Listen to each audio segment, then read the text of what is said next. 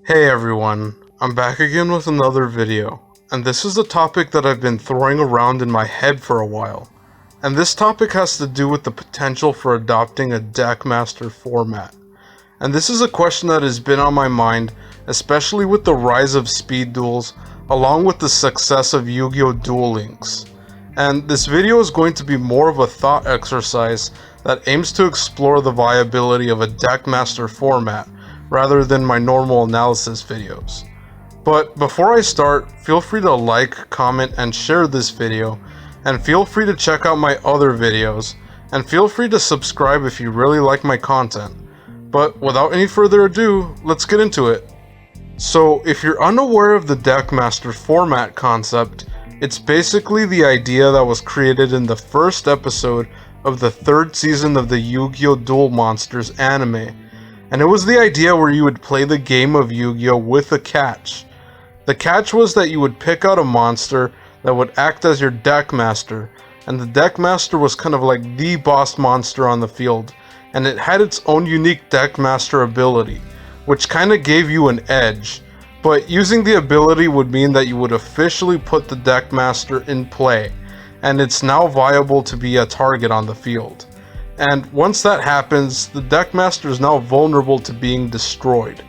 But the kicker is that if the Deckmaster is destroyed, the owner automatically loses the duel, regardless of life points. And this was what defined the Deckmaster format to begin with. And although this format was never incorporated, I always thought this was a missed opportunity, especially in the earlier days. But this format kind of reminds me most of the Commander format in Magic the Gathering, mainly because of the Commander Zone present on the field. And this format really resonated with me so much that my friends and I started to play Yu-Gi-Oh! With the Deckmaster rule. And we normally did this at school during lunch, and we actually had lots of fun playing it. We even took advantage of the strategy that used your Deckmaster as fusion material so that your new fusion monster became your Deckmaster. And I always thought of it as an interesting concept when it was done on the show, and we even developed our own Deckmaster zone to get rid of some confusion of where the Deckmaster went. However, the idea of using the Deckmaster zone, along with being able to change your Deckmaster by using it as fusion material, introduced some inherent problems. The biggest underlying issue is probably using your Deckmaster as fusion material, since the issue lies in the fact that the new fusion monster becomes the Deckmaster. And this seems pretty simple for fusions, but what happens if you use your Deckmaster for synchro material, link material, or even XYZ material?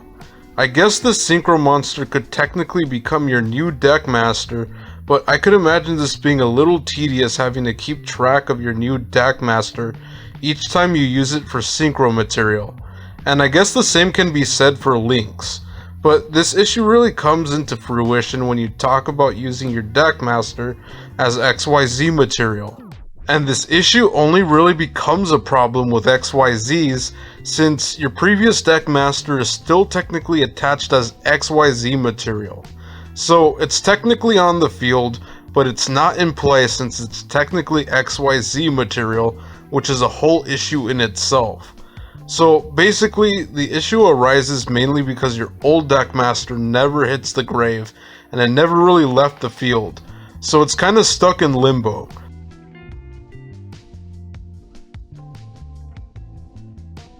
And this doesn't even begin to take into account some of the effects that potentially allows you to special summon one of your XYZ materials onto the field. And this is a bigger issue if you decide to special summon your previous Deckmaster that you used as XYZ material. And this is the issue that arises. But I guess Konami could make a ruling that makes the XYZ monster officially become your new Deckmaster no matter what. But I can't help but feel that there could be other unseen issues that may potentially arise. And that's the first main issue. But what about the Deckmaster monster itself? The Deckmaster has to go somewhere, which means you either have to place it in an existing monster zone or extra monster zone. or it means that there has to be a separate zone that accommodates the Deckmaster. And it will have to be something similar to Magic the Gathering's Commander playing field. And if Konami added a Deckmaster zone, they would have to consider how much of an advantage the Deckmaster will provide to the player. Taking this into consideration, there would naturally be a fight to keep the game balanced, mainly so overpowered combos don't take hold. The other point of contention would be determining whether if cards like Infinite Impermanence actually affect monsters in the Deckmaster zone. If the Deckmaster zone is below the Spell or Trap and Monster columns, then something like Infinite Impermanence may actually affect the Deckmaster. And this brings me to my other point. How will Deckmaster abilities work? Will every Yu-Gi-Oh monster ever created have a Deckmaster effect? Or will certain monsters have unique Deckmaster effects? To me, the last option is probably the most realistic option. It doesn't really seem practical that every monster ever made will have a unique Deckmaster effect. It's far more feasible to make a set few monsters have Deckmaster abilities. But Konami could even have an archetype specific Deckmaster, and they could make something like Dark Magician have a generic Deckmaster effect, along with a specific Deckmaster effect that directly benefits spellcasters. And they could do the same with something like Blue Eyes White Dragon, where he has a generic effect and then he has a specific effect that directly helps out dragon type monsters. And Konami could do a unique printing of these Deckmaster cards, similar to how they printed skill cards in Yu-Gi-Oh! Speed Duels. And I think this sort of structure may actually make it more viable of a format than Speed Duels, since the Deckmaster format doesn't change the mechanics of the game like how Speed Duels do. But that pretty much wraps up my thoughts on this topic, and like I said, this is more of a thought exercise to explore how viable the Deckmaster format is.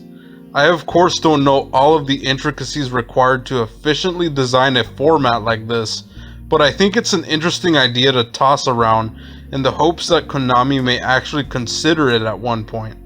Especially since I really do think Yu-Gi-Oh! Needs some creativity, and a format like this can potentially prosper where Speed Duels have failed.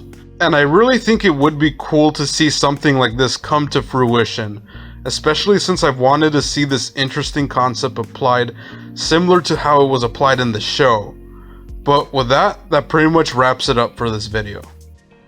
If you would like to support more content like this in the future, you can do so at my Necromancer1040 Patreon link down below. I normally post it in the description, and you can check it there along with the other cool things I normally post down below. And with that, thank you so much for watching, thank you so much for your support, and I'll catch you in the next one. Alright, take care.